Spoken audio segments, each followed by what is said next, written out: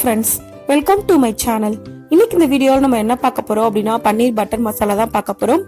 நான் இன்னைக்கு இந்த பன்னீர் பட்டர் மசாலா ரொம்ப ஈஸியான சிம்பிளான மெத்தட்ல பண்ண போறேன். இந்த மெத்தட்ல நம்ம பண்ணும்போது டேஸ்டும் ரொம்பவே நல்லா இருக்கும். வாங்க ரொம்ப ஈஸியான சிம்பிளான இந்த பன்னீர் பட்டர் மசாலா எப்படி பண்றதுன்னு வீடியோல பார்க்கலாம். அதுக்கு நான் ஒரு pan எடுத்துர்க்கேன். அதுல கொஞ்சமா ஆயில் ஊத்திக்கங்க.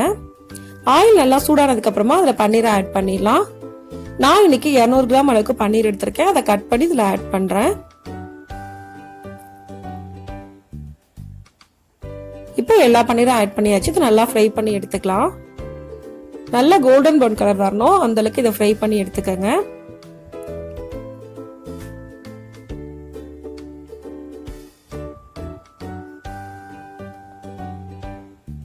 ரெண்டு பக்கமும் நல்லா கோல்டன் ப்ரௌன் கலர் வந்ததுக்கு அப்புறமா இதை நம்ம எடுத்துடலாம்.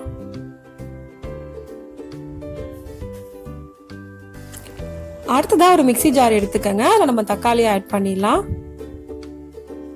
நான் இன்னைக்கு ஒரு 3 பெரிய தக்காளி எடுத்திருக்கேன். அதை 4 கட் பண்ணி மிக்ஸி ஜார்ல ஆட் பண்ணிக்கலாம். அது கூடவே ஒரு துண்டு இஞ்சி அதையும் போட்டுக்கங்க. 2 பெரிய வெங்காயம் எடுத்திருக்கேன், அதையும் நான் போட்டுக்கிறேன். கூடவே ஒரு 10 சின்ன வெங்காயம் அதையும் ஆட் பண்ணிக்கலாம். ஒரு 10 பல் அளவுக்கு பூண்டு அதையும் போட்டுக்கங்க. அது கூடவே 2 ஸ்பூன் அளவுக்கு தேங்காய் துருவல் ஆட் பண்றேன். அது எல்லாம் ஆட் பண்ணதுக்கு அப்புறமா மிக்ஸி ஜாரை மூடி ஃபைன் பேஸ்டா அரைச்சுக்கங்க. இப்ப அரைச்சாச்சு. இந்த அளவுக்கு நல்லா அரைச்சா போதும். அடுத்ததான் ஒரு பேன் வச்சிருக்கேன். அதுல மசாலா பொருட்கள்லாம் ஆட் பண்ணிருக்கேன். 2 பட்டை, 3 கிராம்பு, 2 ஏலக்காய், 1 ஸ்பூன் அளவுக்கு சோம்பு ஆட் பண்ணிக்கங்க.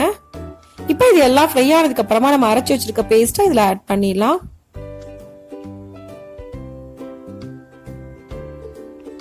இப்போ இது கூட 1/2 ஸ்பூன் அளவுக்கு மஞ்சள் தூள், காரத்துக்கு ஏற்ற மாதிரி மிளகாய் தூள் போட்டுக்கங்க. நான் இன்னைக்கு 2 ஸ்பூன் அளவுக்கு மிளகாய் தூள் போட்டிருக்கேன். கூடவே 1 ஸ்பூன் அளவுக்கு கரம் மசாலா போட்டுக்கலாம். இப்போ இது கூட தேவையான அளவுக்கு உப்பு போட்டுக்கலாம். கொஞ்சமா கறிவேப்பிலை அதையும் ஆட் பண்ணிக்கங்க. 2 பச்சை மிளகா அதையும் நான் கட் பண்ணி ஆட் பண்ணிக்கிறேன். இப்போ எல்லாம் ஆட் பண்ணியாச்சு. இதை நல்லா மிக்ஸ் பண்ணிக்கலாம். இப்போ நல்லா மிக்ஸ் பண்ணியாச்சு. இந்த அளவுக்கு மிக்ஸ் பண்ணதுக்கு அப்புறமா இதை மூடி வச்சு குக் பண்ணிக்கலாம். மூடி வச்சு 3ல இருந்து 4 நிமிஷத்துக்கு மீடியம் ஃப்ளேம்ல வச்சு குக் பண்ணிக்கங்க.